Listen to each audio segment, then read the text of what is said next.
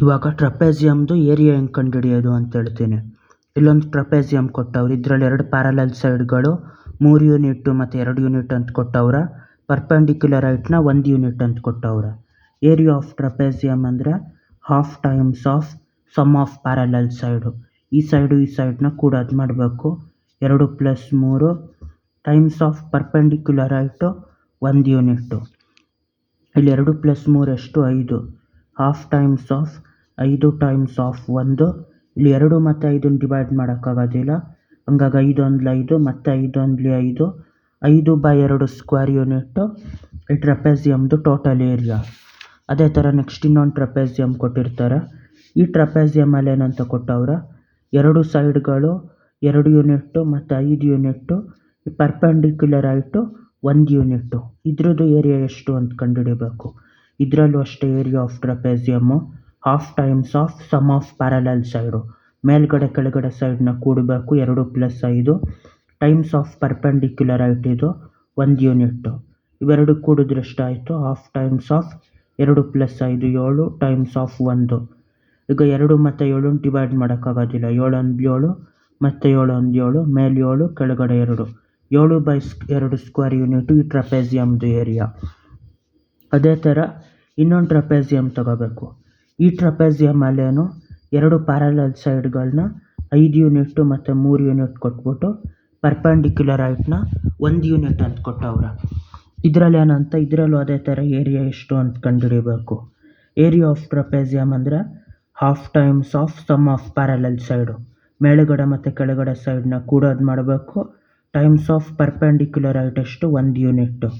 ಇದೆರಡು ಕೂಡಿದಾಗ ಎಷ್ಟಾಯಿತು? Half times of 3 + 5 8 times of 1. 2 ಕೆಳಗಡೆ ಡಿನಾಮಿನೇಟ್ರು ನ್ಯೂಮರೇಟ್ರು ಡಿವೈಡ್ ಮಾಡ್ಬೋದು. 2 1 2 4 8, 4 1 4 ಮತ್ತು 4 1 4. 4 ಸ್ಕ್ವೇರ್ ಯೂನಿಟ್ಟು ಟ್ರಪೆಜಿಯಮ್ದು ಟೋಟಲ್ ಏರಿಯಾ. ಅದೇ ಥರ ಇನ್ನೊಂದು ಟ್ರಪೆಜಿಯಮ್ ತಗೋಬೇಕು.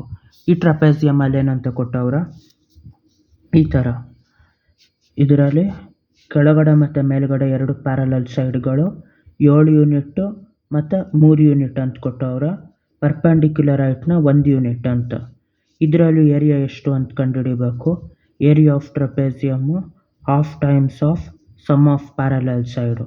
ಇದು 3 unit 7 unit. 3 + 7 times of perpendicular height ಎಷ್ಟು? 1 ಯೂನಿಟ್ಟು. ಹಾಫ್ ಟೈಮ್ಸ್ ಆಫ್ 3 + 7 ಎಷ್ಟಾಯಿತು? 10 ಟೈಮ್ಸ್ ಆಫ್ 1. 2 1 2 5 10 ಇದನ್ನು ಡಿವೈಡ್ ಮಾಡಬೇಕು. ಆಮೇಲೆ ಇದನ್ನು 5 1 5 ಮತ್ತು 5 1 5. 5 ಸ್ಕ್ವೇರ್ ಯೂನಿಟ್ಟು ಈ ಟ್ರಪೆಜಿಯಮ್ದು ಟೋಟಲ್ ಏರಿಯಾ. ಅದೇ ಥರ ಇನ್ನೊಂದು ಟ್ರಪೆಜಿಯಮ್ ತಗೋಬೇಕು. ಈ ಟ್ರಪೆಜಿಯಮಲ್ಲಿ ಏನು ಅಂದರೆ ಈ ಥರ ಮಾಡಬೇಕು. ಏನಂತ ಕೊಟ್ಟವ್ರು ಇದರಲ್ಲಿ 2 ಪ್ಯಾರಲಲ್ ಸೈಡ್ಗಳನ್ನ 10 ಯೂನಿಟ್ಟು 5 ಯೂನಿಟ್ಟು, ಅದೇ ಥರ ಪರ್ಪೆಂಡಿಕ್ಯುಲರ್ ಹೈಟ್ನ 2 ಯೂನಿಟ್ ಅಂತ ಕೊಟ್ಟವ್ರ. ಇದರಲ್ಲೂ ಏರಿಯಾ ಎಷ್ಟು ಅಂತ ಕಂಡುಹಿಡಿಬೇಕು.